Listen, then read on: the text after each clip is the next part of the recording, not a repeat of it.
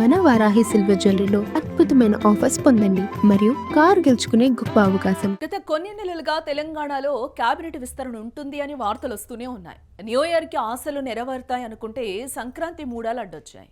ఆ తర్వాత పంచాయతీ ఎలక్షన్స్, ఇప్పుడు చూస్తే 5 రాష్ట్రాల ఎన్నికలు, ఇలా ఏదో ఒక అడ్డంకి వస్తూనే ఉంది. బట్ ఇప్పుడు ఈ 5 స్టేట్స్ ఎలక్షన్స్ అయిపోగానే ముఖ్యమంత్రి రేవంత్ రెడ్డి కేబినెట్ ను విస్తరిస్తారనే చర్చ అయితే మొదలైంది.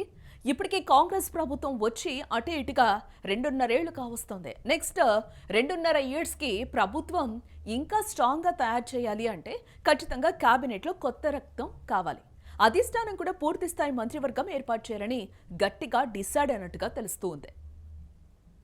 ఇప్పుడు రేవంత్ రెడ్డి ముందే ఉన్న అతిపెద్ద సవాల్ ఏంటంటే కేబినెట్లో ఖాళీగా ఉన్నవి కేవలం 2 భర్తలు మాత్రమే. కానీ ఆశావాహులు చూస్తే 6 డజను మందికి పైగానే ఉన్నారు.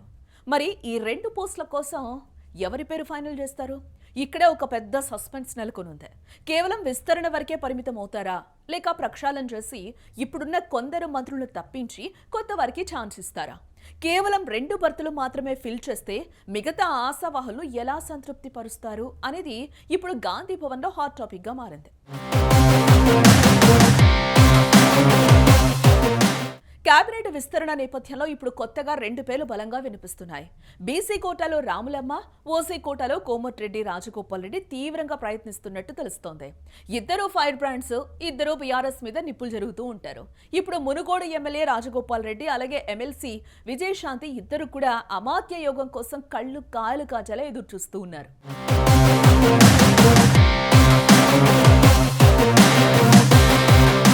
కానీ ఇక్కడ ఒక పెద్ద ట్విస్ట్ ఉంది.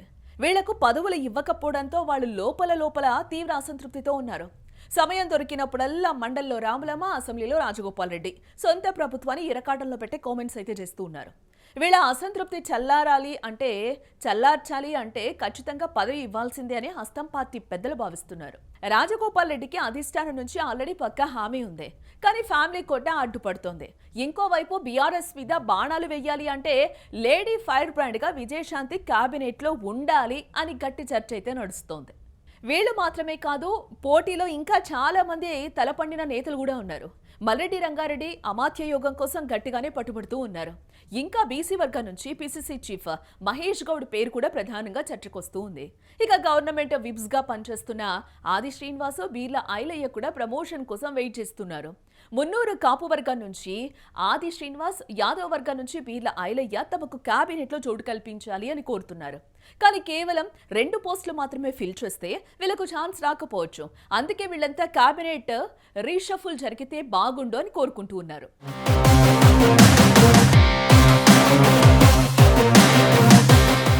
ఒకవేళ సీఎం రేవంత్ రెడ్డి రీషఫ్లింగ్కే మొగ్గు చూపితే ఎవరి పదవులు ఊడిపోతాయి?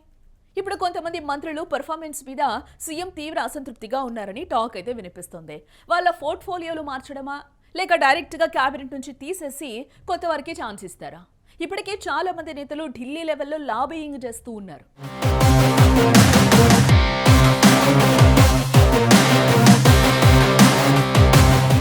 ఇదే ఎవరో ఊహించని మలుపు. 5 స్టేట్స్ ఎలక్షన్స్ రిజల్ట్ తర్వాత కేరళ లాంటి రాష్ట్రాల నుంచి అధిష్టానం లీడర్స్ ఫ్రీ అయ్యాక ఈ కొత్త కేబినెట్ లిస్ట్ బయటకు వస్తుందనే చర్చ అయితే నడుస్తోంది. కొందరు పదవులు ఊడతాయని, మరి కొందరు కొత్త వారికి భర్తలు దొరుకుతాయని చర్చ కూడా నడుస్తోంది. చూడాలి రేవంత్ కొత్త టీంలో ఎవరు చేరుతారో మరి.